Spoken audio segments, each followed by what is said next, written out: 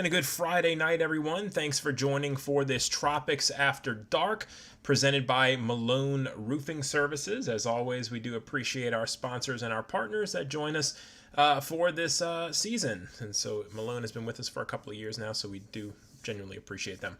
On this Tropics After Dark tonight, of course, we're going to be talking about Fred out there, still kind of meandering around Cuba currently. And how you doing, Blake? Good to see you on here. Angie from Mississippi. Good evening. All things Emerald Coast. Good to see you on here as well. Scott, what's up, man? From Independence. Thank you, Cheryl, for that. I appreciate that. Jennifer, thanks for joining from West Wego. Craig from New Orleans. And Sally, thank you again for that. Darren, how you doing from Niceville, Florida? Good to have you on here as well. North Shore Crystal. Thanks for joining. Thank you, Georgette. I appreciate that. It might be a direct hit. I'm not sure where you're located, but if you're along the Emerald Coast, it's certainly going to be a close one, right? Pensacola in the house, Keith says. Good to have you on here. I just got back from Pensacola a couple weeks ago. I love it there. Beautiful. All right, so let's... how you doing, Gretchen? Thank you for that. Thank you for being awesome. So here's a look at Fred, right? I called it Ralph earlier. It's not Ralph, it's Fred. So this is Fred around Cuba and the National Hurricane Center. I was reading their discussion a little bit before coming on here, and even they're saying it's very difficult to determine if a closed circulation still exists. Just a little bit of background here: when the storm is over Cuba, the center is over there.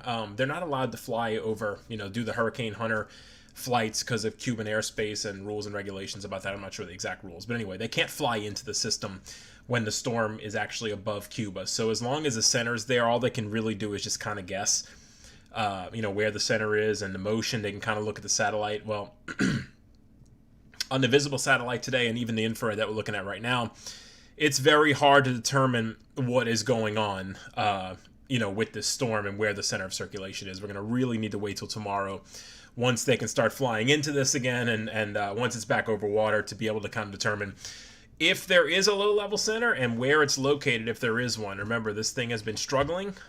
It really looks like an open wave. I mean, if you were to look at this image right now, you really couldn't even tell what's going on. Now, look, the National Hurricane Center has the plot right here, right? So, like, sort of on the left side of the coast, kind of due south of where Florida is. So they have it around, like, right here is where they have the center plotted, the National Hurricane Center. If you're looking at the satellite, you'd say, well, no, the storm's down here. It's really not, according to the National Hurricane Center. The center of circulation is where that little circle is right there.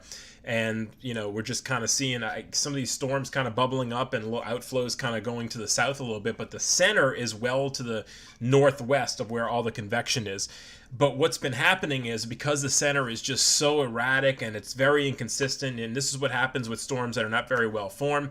Sometimes when you get these storms are moving south, right? The storms associated with the convection.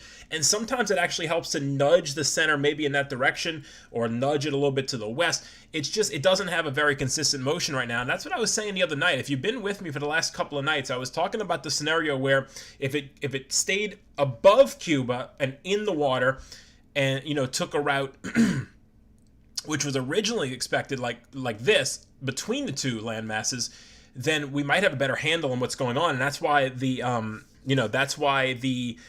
tracks the other night were a little bit more to the east, because it looked like it might squeeze through and just ride along the high. It's not doing that, though. It actually, it went across the island of Cuba, and because it's doing that, it's just very disrupted, and it's just, it doesn't have it's not moving anywhere very quickly. And so because of that, two things have happened.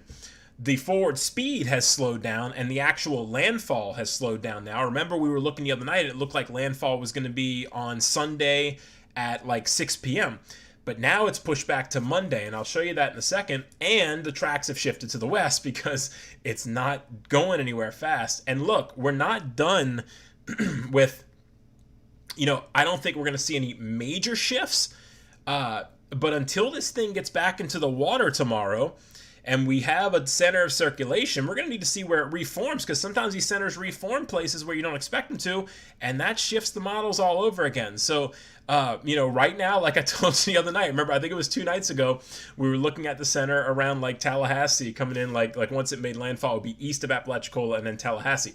But I warned y'all that was going to change, and we've come west. And until this thing is over water, I am not confident saying that the track where it is right now is set in stone. Yes, the models are tight, but are the models running from the correct location right now, right? Because they haven't flown into this thing today because it's over Cuba. They just can't. So we're just guessing where the center is. And as you can tell by the satellite picture, it's very hard to tell where the center is. So are the models running correctly? I don't know. This is where they're plotting it right here. But what if the center is here? Or what if the center is here or here? Right? So it changes the origination points, is what I'm saying, from where they're run from. Maybe that is where the center is. Maybe this is going to end up accurate. But I'm just saying, until it's back over water and they're flying into it, I'm just not as confident as maybe you'd think we would be right now. That's, landfalls within the next 48 to 72 hours. But I am still not very confident in these tracks just yet. Now, with that said, we might not see any major shifts. So if you're still along the Florida Panhandle, like I've been, this is kind of the area I circled since the start, right? This area here. This is where the cone is, and this is likely where we're going to see a landfall. But I'm saying that we could see some shifts back to the west, and we could see some shifts a little bit back to the east. I'm not saying that we're going to see anything major like coming over here, or like hooking this way. I still think our general area is going to be correct, but don't be surprised if we do see some little shifts back and forth still, because it's not very well developed and we don't have a really good center right now. So just some things that that I look at and that I tell you all about, that we're just I've tracked a bunch of these things. Y'all know that, and I've seen weird things happen. So one thing that I talked about yesterday, or maybe earlier today, I don't even know when I'm on anymore and which video I'm talking about it, but I did mention that, originally, the track had to go on here along the Florida coast, and I said, if that would happen, well, it keeps it close to land, it probably won't strengthen much, and I said that, well, the track we maybe don't want to see is one that goes more west into the Gulf of Mexico. And why did I say that? Because you're going to have all this water now. And if it does come in like this to the northwest, well, then you got the storm that's going to be sitting over here, and it's going to be away from the Florida Peninsula over here, so that won't bother it. And it's nothing over here, so we're talking about a storm that has some time in the Gulf that that could strengthen a little bit. Hope that's not the case. There could be some dry air that could hinder it. There could be some wind shear that could hinder it.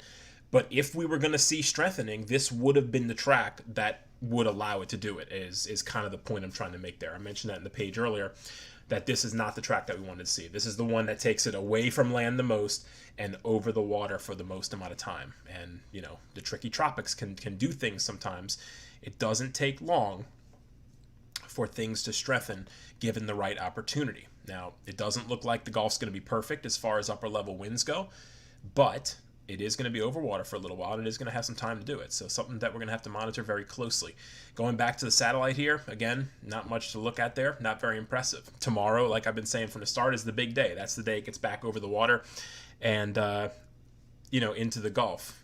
Raymond, please don't tell me I called him Ralph again. Please don't tell me I did it again. It's not, there's no way. This is Fred. Oh man, I called him Ralph earlier, but please don't tell me I did it again tonight. So anyway, this is the cone. This is the 10 p.m. cone. No major shifts, but like I've been mentioning the last couple of days, I look for trends. Not with every model run. I don't look at each individual model to see what it does for each run. I look at trends to see what the models are doing for each run. Are they going more west, or are they coming back more east? Well, obviously the shift has been more to the west for the last couple of days. And so now we have a storm that looks like, and notice the timing here, 8 p.m. Monday now. Remember, this was 6 p.m. Sunday just a couple of days ago. So the timing is delayed now because of Fred's taking his good old time down there. He's not doing anything fast. He's just very disorganized and doesn't want to move. And so now the timing is delayed. And now on 8 p.m. Sunday, we're looking at the storm that's going to be right in the Central Gulf, or not in the Central Gulf, but the eastern part of the Gulf with a lot of water around it. So landfall still looks like, now it looks like Monday evening. And I know I don't remember specifically. I have to check my messages. I get a lot of messages on the page and a lot of comments that ask specific questions about, I got a beach trip, I got this and that. Originally, somebody I think was going to Orange Beach, or maybe Des. I don't remember exactly. I'd have to look back. But I told them on the current course it was okay because it looked like it was going to make landfall. I think they were going there Monday. And I told them it looked like it was going to make landfall at that point. I told them, look, for now it's okay, but we could see some shifts here, and we do. So now if you got a beach trip along the Emerald Coast here, Monday, you could have some bad weather that first day before it starts to get out of there going into Tuesday and Wednesday. So keep that in mind. The track, or the timing, has been delayed a little bit. All right, so let's take a look at some timing here. As far as, what we could see moving forward. We do have this track now. Notice this has snuck a little bit more to the west as far as the cone. Now the extreme western part of the cone is going into, it's not quite over to Biloxi, but it's into the Mississippi Gulf Coast now. Before it was kind of on the very fringes there. And now the western side of the cone is straight through Mobile. All these are at Dauphin Island, Pensacola. You're right in it. The landfall, or not the landfall, but remember what I was telling you about the center line. It's not the most likely landfall spot. It's really just saying this is the center of the cone. Well, here's a look. It's just west of Fort Walton Beach and Destin now. So the other night we were looking at these areas being on the western side of it, which was the better side of the storm. Now this has shifted over. Now these areas could be on the eastern side, which is the, with a tropical storm, it is not the best side to be on. So with that said, if this track holds, and again, a very big if, you're going to have onshore flow on this side now. So Panama City, Port St. Joe, all these areas, Fort Walton, Destin, all these areas here would have that onshore flow and some, a little bit of water rise. If it's just a tropical storm, you'd have some water rise there, but shouldn't be too high. We'll see what the National Hurricane Center says. I don't think they're doing any kind of storm surge mapping just yet. No, not yet. So it's hard to say exactly, but that would be the side. And then, of course, on this side, you have the offshore winds where surge wouldn't be as much of an issue. And also, not just the surge, but the rainfall and the bands on the eastern side as well. As this is where all the mess is going to be, the rainfall. And on the western side, especially if dry air plays a part and kind of kills the left side of the storm, you might not have much over here. Sure, you have a little bit, but the center line is going to be important to see who gets the mess and who gets the onshore flow. It's always important with what could be a messy storm where the left side could be not so bad. The eastern side is going to be a little bit more nasty. So my hope is that the thing dies down there still by Cuba and it never recovers, right? I guess that's still a scenario at this point, but something to watch for. Okay, let's see. So here's a look at kind of the atmosphere and what we're looking at in the Gulf. Now, look, this spin still right here. Remember I mentioned this the other night. This is a big upper level low. It's causing a little bit of shear on the system still. So that's going to be moving a little bit in this direction. So we'll see how much that impacts it. Because remember, Fred's going to be coming up here somewhere. And, this could put some...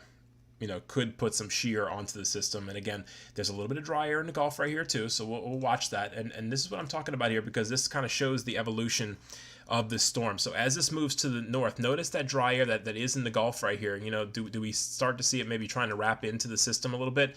That's what it's showing, possibly. So on the western side, that's what I was saying. Maybe not much on this side of the storm, but you see all this green here. That's the somebody told me to say that's the damp part of it, not moist. That's the damp part of the storm. That's going to be where, the rainfall is going to be located and the nastier weather, especially if dry air kills or chokes off that western side of it. So something to watch for there as it kind of evolves. But again, until this thing actually gets to the Gulf and starts moving to the north, it's all speculation right now. And this is kind of a look at some of the predicted rainfall amounts for now, at least. These orange and yellows right here are going to be the biggest totals. So that's the orange is anywhere from like 6 to 10 inches of rainfall with the possibility of some higher local amounts. I know some folks here are asking about, is Louisiana a possibility still? I would never rule anything out as far as landfall locations go right now because of the fact that it is very disorganized and it still has a little ways to go before it gets back into the Gulf. I think Louisiana would probably be a stretch as far as, coming this far to the west, but certainly, as I've been saying all along, Mississippi Gulf Coast, all this area here, got to watch it, right? Because it's gonna take one center relocation being a little more west than what was previously thought, or maybe one a little bit more east, right? And these models either shift back this way or this way a little bit. So certainly not a likely scenario for Louisiana. I think we can breathe easy here in Louisiana, but stay vigilant of the storm because I've seen things do things in the past that just are not that normal sometimes for these storms. So yeah, let's continue watching it until things are all said and done. Perfect example last year. I think Lisa said it just now. Yeah, thanks, Lisa. I appreciate you recognizing that. Last year with Sally coming in, there was, I think, if I remember correctly, there were so many of them last year. Sally was the one that was supposed to come into like Plaquemines Parish, I think, and then turn north toward the Mississippi Gulf Coast. But I told you guys in the Panhandle of Florida, Mobile Panhandle, that this thing was. I didn't see a motion that was going west. I just didn't see it. It wasn't happening. I'm like, this thing's gonna turn. This thing's gonna turn way before they expect it to. And I don't know. I think a lot of folks maybe in the Pensacola area for Sally were maybe taken off guard because although y'all were in, I think, the very right side of the cone, it was kind of unexpected. So yeah, these things can do things in the last few hours. So gotta watch them. I'll talk about the one behind it in just a second. I just wanted to talk a little bit more about Fred and what we're looking at here. I wanted to show the Windy app real quick. Moving up here, let me show you here. This is 10 p.m. on. Let's go into like 5 a.m. This is in Monday morning now, and notice this is the GFS. Not a very strong storm forecasted by the GFS, but I gotta tell you, at this point where we are in the game with this, and by the way, this is Monday at 10 p.m. It's still offshore according to GFS, so expect that the timing could change a little bit still. So this is 10 p.m. and this is going into like 6 a.m. Tuesday.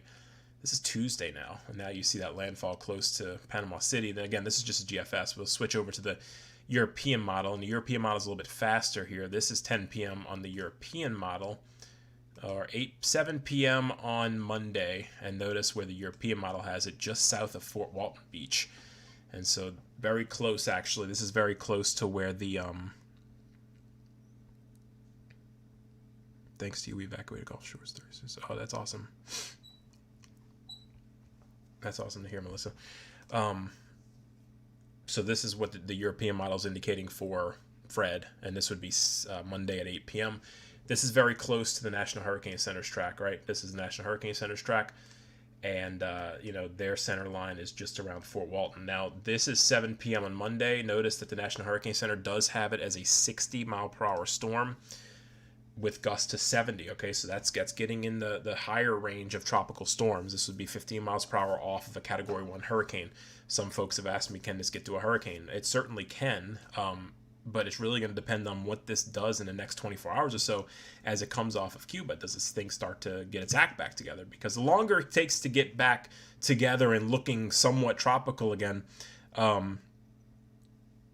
the longer it's going to take for anything to happen as far as strengthening goes. So the next 24 hours are very big in the game for this storm, maybe even the next 24 to 36 hours. So yeah, something to watch for there. So this is Monday at 7 p.m. We'll continue to watch that, and let's see the timing for the National Hurricane Center here.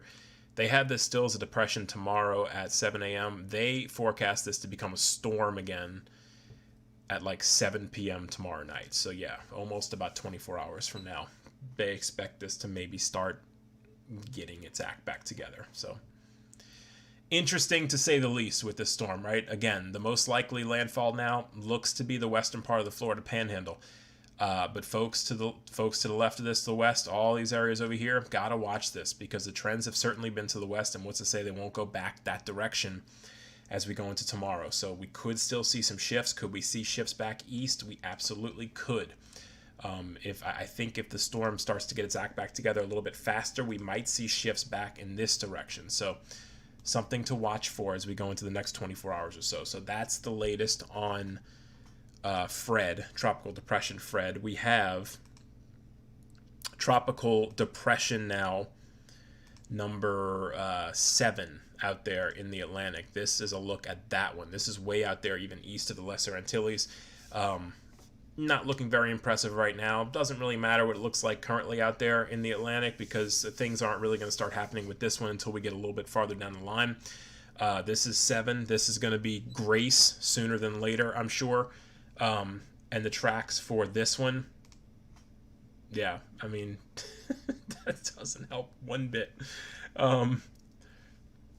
Yeah, so your guess is as good as mine, right? We have Texas here. We have Texas here. We got Louisiana here. Louisiana, we got Florida. We got Florida. So, yeah, that doesn't do much. The point is that it's coming to the west, and then it kind of forks out. You know what that looks like? You know those head scratcher things where you put them on your head and you scratch your head with it? That's what that looks like. That's exactly what that looks like. But you can see at the end of it, we have some divergence there, right? Pretty good looking for the next few couple of days. But at the end, there is some uncertainty. And this could take a very similar track to Fred. This may be one of the cases where if it forms and gets a little bit more impressive earlier, we might see a turn north and northeast a little bit sooner. And if it doesn't, just like Fred, if it kind of is weak moving to the west, we may see more of a drift to the west a little bit. So something to watch for with this one as well. This is the official forecast track, and they didn't really go out on much of a limb here either. They're basically just following the models right now through the islands, the Leeward Islands, tomorrow night, and then into Hispaniola again by Sunday night, and right around where Fred is right now, probably by Wednesday. So a long time to track this, but it's not going to get until like the end of, we'll start having to look at this a little bit closer by the time we get into the middle of next week. So a lot of days, still about 4 or 5 days left before it even gets close to, close to the Gulf. So that's 7 out there. Again, with this one, it's not very, you can look at the models here. Here goes Fred up there, very weak storm being forecast, but again, I'm a little iffy on the intensity with Fred. And this is Grace right here, or what will be Grace. And notice they just have it as kind of an open wave drifting in. And notice the weaker it is, drifts it into the Gulf of Mexico. Now, things can happen once it's in the Gulf. What will the conditions be like? Again, that's impossible to know right now. The weaker it is, though, the more west this thing will go, I'm sure. So something to keep in mind even with future Grace. This news will be better with candles. Yes, everything's better with candles anyway. Yeah, you're right about that, Jamie. Let's see. Stayed in Gulf Shores, Chad says. Wasn't fun. No, I'm sure it wasn't. I know there were some folks there that were telling me that it was kind of intense at some points in there. Sally was no fun. Fair Hope, and it devastated us. Was not expecting what she did those last 2 hours, man. Brian, do you think a new tropical depression is going to make more western track? Like I just showed, it's hard to know for sure, but it does look like it's coming in this direction. Could take a similar track to where Fred is right now, but it's way too early to speculate what it's going to look like and where this thing's going. But just know that we're probably going to be tracking that one in the middle of next week. Yeah, Polly, you're right.